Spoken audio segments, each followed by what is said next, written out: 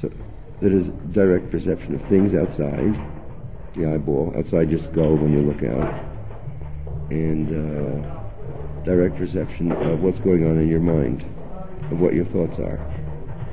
In other words, instead of walking along dopey, daydreaming, not seeing anything, and lost in your thoughts, you, in a sense, stand in your body and look out, and then stand outside your body and look in. Standing outside your body and looking into what are you thinking when you become aware of thinking. You know, when you become aware of just being lost in your thoughts, like step out of your body and look in your head and see what you were just thinking for a moment, or recollect it. Wordsworth has the phrase emotion recollected in tranquility for poetry. And I like the recollected part. And as you recollect what just passed by, or you collect what just passed by through your head.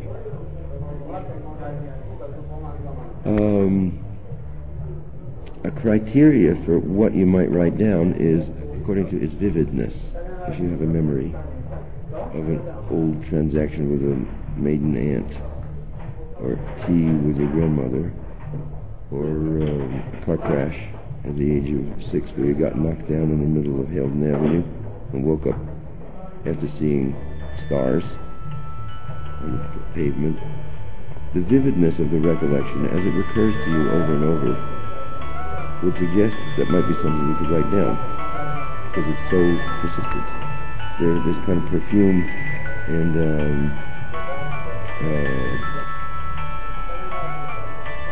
nostalgia or permanent impression that since it comes back over and over again, certain memories, little traumatic memories, those are good material for sketching, for fast sketching, trying to recollect those memories. There's a book by Joe Brainard called I Remember, which is just a huge series of recollections of early impressions from crib time on to adolescence. First movies, first TV series that he saw. Memorial ceremony. But you all know, be with her in loving memory. First time he ate chewing gum. Actually, amazing miracles the first time he ate chewing gum. Would actually be if you could remember it. Because it would be a first, therefore vivid, therefore memorable.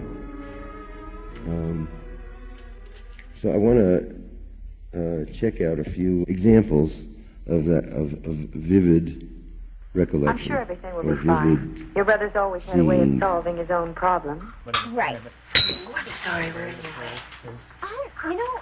What do you think of Ireland? Because the way Castle they Halloran. were introduced to me, I was Ireland's just fine. so comfortable around them. And Castle Halloran is a bit greatest perplexing. were so nice. And A very strange they had been place, around really. horses, Old forever, and musty. and so they knew The kind of place all you'd about expect them, a so they ghost were to like to talking wander lot. around in. Teach me something about a horse. Kind of a haunted castle. Don't know about horses. Castle Halloran is You know, haunted. they're really... By your mother. Oh, I mean, I have a horse now. By Kathleen. Seeing intensely or direct treatment of the object by the mind or direct treatment of the object in writing. I am terribly Ezra Pound, William Carlos Williams, Marion Moore, T.S. Eliot, Sir, I the will objectivist be poets, the imagist poets, and then the post-war poets. Kathleen. But I have received an urgent wire from New York. The main essential thing that everybody discovered was the only thing you can really talk about is what you can actually talk about. But you all know. But you all, memorial ceremony starts with her. Now, wait a minute, let me think. You don't know what you are! You gimpy leg monster! You're a cripple, a cripple, a cripple! Baby all right? I'm very grateful to you.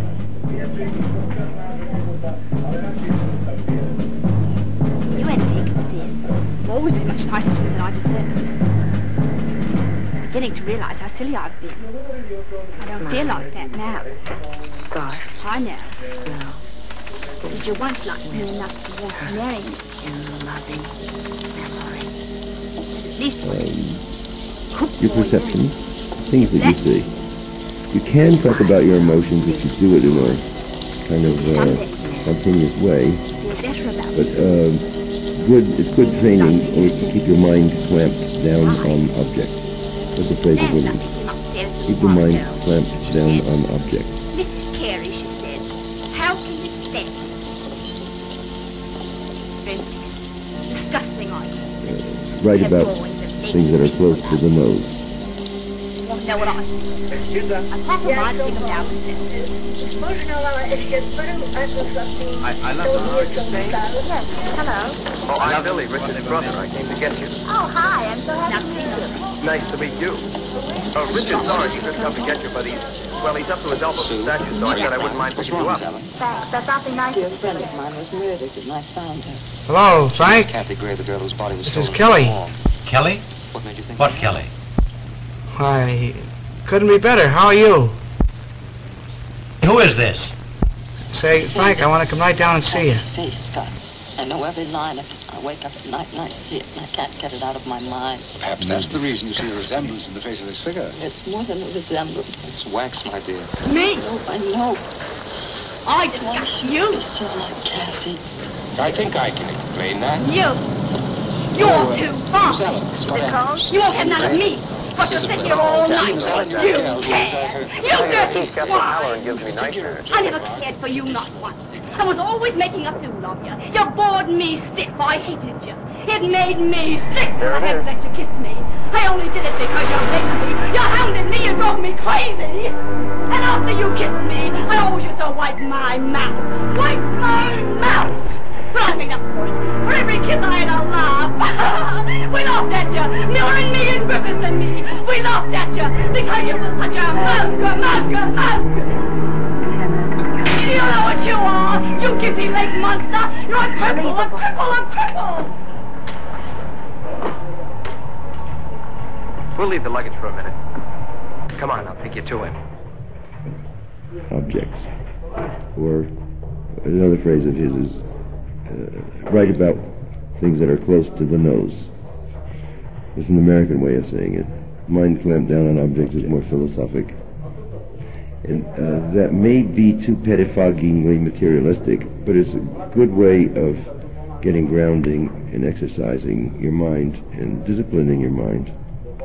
So that once you get that discipline, then you can do anything, really. I mean, you can fly off into the clouds if you insist and make up imaginary combinations, or even get abstract. Once you've achieved some kind of grounding, or once you've sort of precipitated to be here on Earth, to see what's in front of you, then you're free to take off humorously, so to speak, or space out. Once you're grounded, it's all right to space out, because you know you're spacing out, and the reader knows you're spacing out, so there's a mutual humor involved. But if you don't know that you're spacing out, you might wind up sort of with your feet in the clouds, and nobody will be able to tell what you're talking about half the time. This is just your own solipsistic thoughts. You might be deceiving yourself, actually, and writing big bullshit.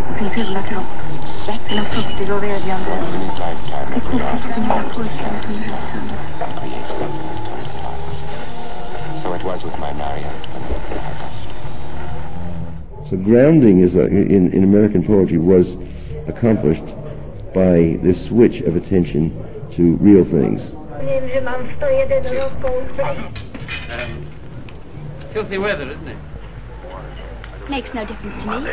I have to be here all day. Dead. Oh, don't look like that. Dead for 7 years. I'm sorry. In the morning, I'll be here very eager to begin.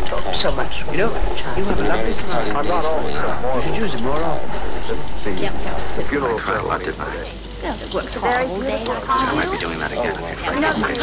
Exactly like I imagined. I always rode around this place. Will you let me try? Soon you heard what Mr. John said. It's a portrait of a woman. Well, I hope you'll say it was So real. flowers. What are you going to do about that? Excuse me, what was it?